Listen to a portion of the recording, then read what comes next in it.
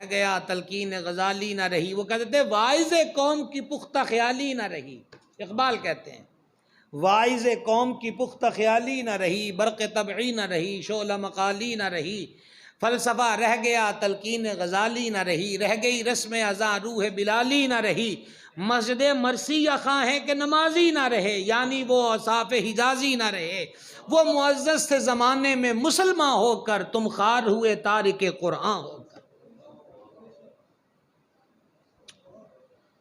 اللہ اللہ اللہ۔ حضرت فاروق اعظم فتنوں کے آگے دروازہ تھے، مضبوط دروازہ، ہمت نہیں تھی کسی کی، جرت نہیں تھی کسی کی۔ اور ایک جھلک صرف بیان کر دوں حضرت فاروق اعظم کی اہل بیت سے محبت۔ اللہ اللہ اللہ اللہ۔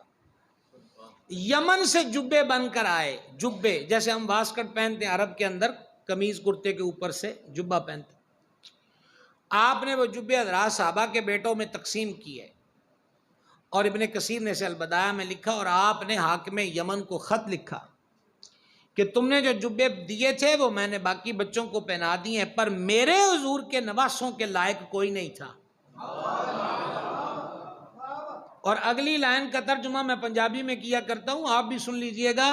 آپ نے یمن کے رئیس کو، امیر کو لکھا کہ جلدی چھیتی جلدی تے ودیا تے سونے،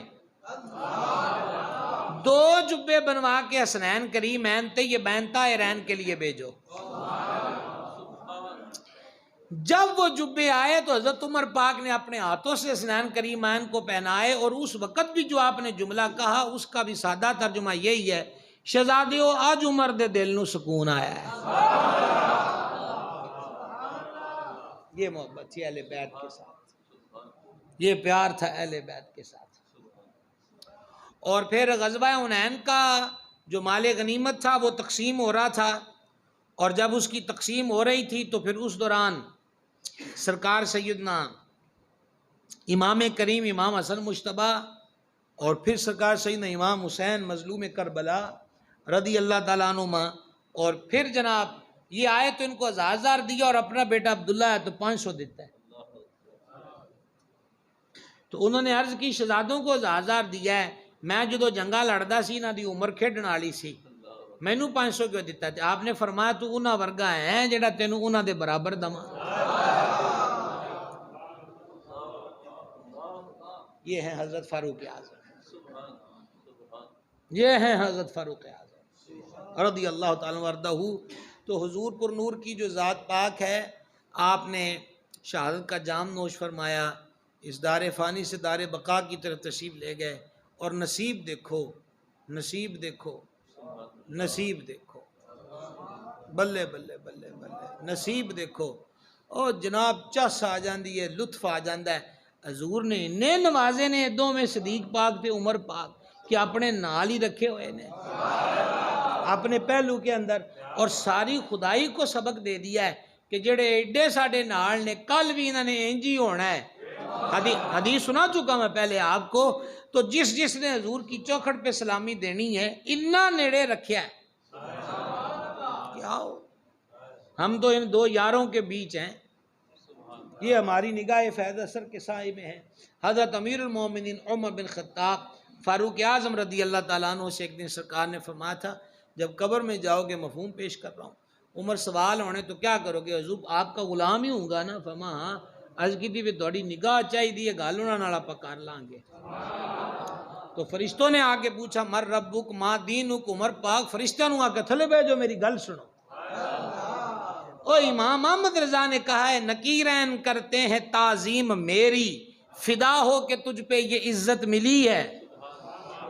تو حضرت فاروق اعظم رضی اللہ عنہ نے فرمایا، یہ امام قرطبی کی کتاب التذکرہ میں ہے، آپ نے فرمایا کہ مر ربو کا جواب تو ربی اللہ ہے نا، میرا رب اللہ ہے، تو میرا رب تو اللہ ہے، توڑا رب کیڑا ہے؟ میرا دین تو اسلام ہے، توڑا دین کی ہے؟ تو فرشتوں نے آپس میں کہا یہ پہلا بندہ ہے جو ہم سے سوال پوچھ رہا ہے۔ اور بعض نے تو یہ بھی لکھا ہے، اگرچہ ان روایتوں میں ضعف ہے کہ تسی ایڈی ڈرونی شکل ہر ایک دی قبر چ لے کے آندے ہو، عمر تے حضور دے صدقے جواب دندہ پیا ہے، پر ہر ایک دے واسط دی گل تے کوئی نہیں۔ کہ تانوں ویکھ کے تے او جواباں تے قائم رہے. پہلے میرے نال وعدہ کرو اج تو بعد جڑا حضور دا وفادار ہے اودی قبر 'چ اینج والی شکل لے کے نہیں آنی. تیرے چاروں ہمدم ہے یک جان و یک دل، ابو بکر فاروق عثمان علی ہے رضی اللہ عنہم. گرامی حضرات کل کیوں جی یکم محرم ہو گیا چاند؟ ہاں کل یکم محرم ہے. اپنے اپنے گھروں میں حضرت عمر پاک کی فاتحہ کا سلسلہ کریں. انشاءاللہ برکتیں ہوں گی جناب، بڑی برکتیں ہوں گی. وہ ایسی تو ایڈے کملے لوگ ہاں کہ پرانیاں مائیاں کہندیاں رہیاں کہ انہاں آکھا جی گگے پیر دے نا دا دودھ جڑا ہے نا جی وہ ونڈو گگے پیر دے نا دا. پتہ نہیں کون تھا گگا پیر.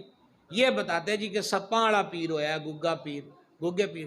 یعنی اپنے توہم پرستی میں ہم اتنے نیچے چلے گئے کہ گگے پیر دی فاتحہ بھی نہ چھڑیے. جب بھلن دے آئے تے صدیق پاک نو بھل گئے، عمر پاک نو بھل گئے، عثمان پاک تے علی پاک نو بھل گئے.